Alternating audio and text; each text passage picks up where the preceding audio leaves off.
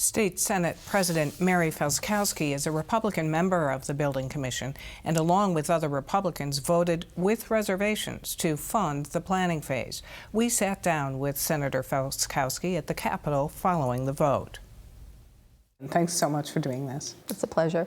So the $15 million that the Commission unanimously approved is meant to start the planning process. And Governor Evers said, quote, "It's important for the state to know we are serious about this project." How serious are lawmakers taking this prison revamp project? So the state and the lawmakers have been very serious about this since, I think it was 2018, when we passed the closure of Lincoln Hills and moving forward with the SJOs.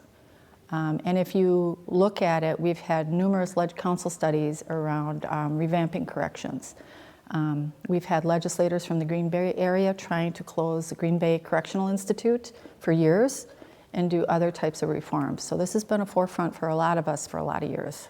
But what concerns do you have even ahead of this planning process? So I think, corrections has been in disarray under many governors. And Governor Evers, when he first ran against Governor Walker, 8 years ago now, ran on corrections reform and has done really nothing. He's pushed for the closure of Lincoln Hills, but we've all been working towards the closure of Lincoln Hills. So that's not something special that he's been doing. And now, all of a sudden, in 2025, budgetary cycle, he comes out with a proposal, and he's kind of like shoving it down our throats. And he didn't include anybody in this proposal, not his own legislative Democrats. And he's kind of given us a take it or leave it proposal. I don't think that's how this should work. Now he wants $15 million to move forward with that plan. There was a press release that yesterday the governor didn't even seem like he remembered putting out 2 weeks ago that said you have to release this money, don't hold it up, whatever.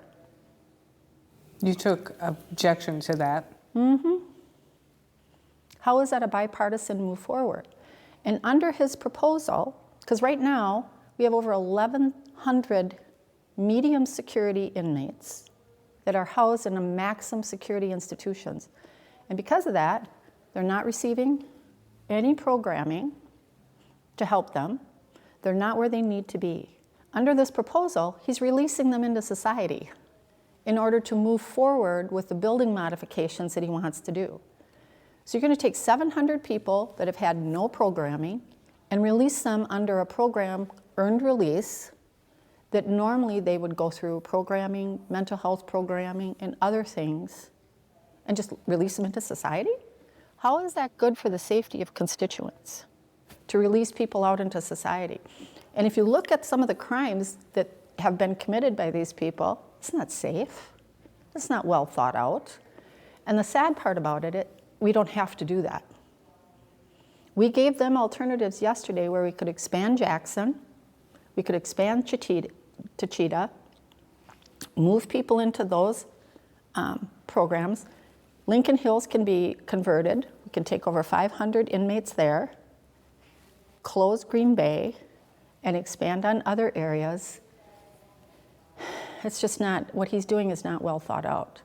In the meantime, though, he said to you that you have my promise, this is one step of many, and the next step will include all legislators that want to be involved.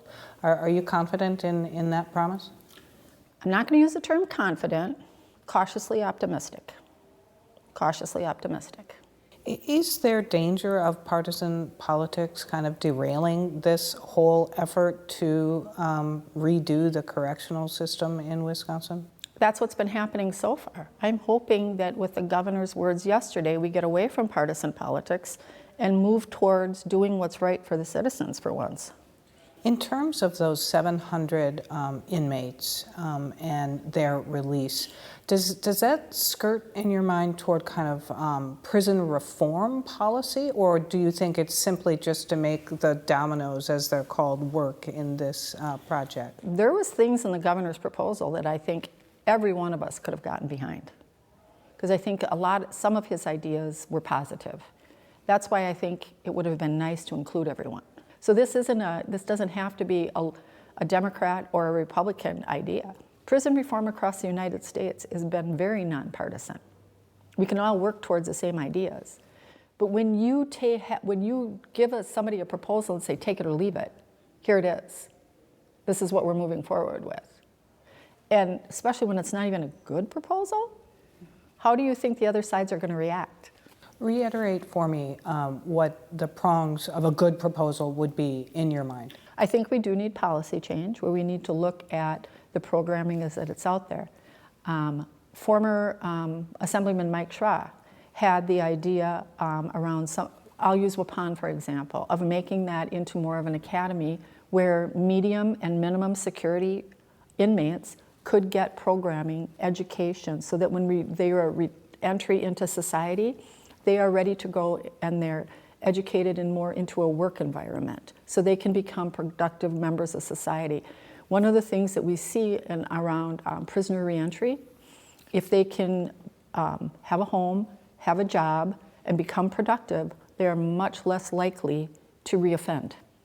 They can become productive, self-esteem, can take care of their families. That's a winning message in the corrections reform. Those are ideas that have worked in other states. Those are some ideas that could have been brought to the table. I hope we can count on the governor being true to his word, and that he brings all people together, and that we can put a plan together, because our correction system is in a world of hurt right now. We need to move it forward.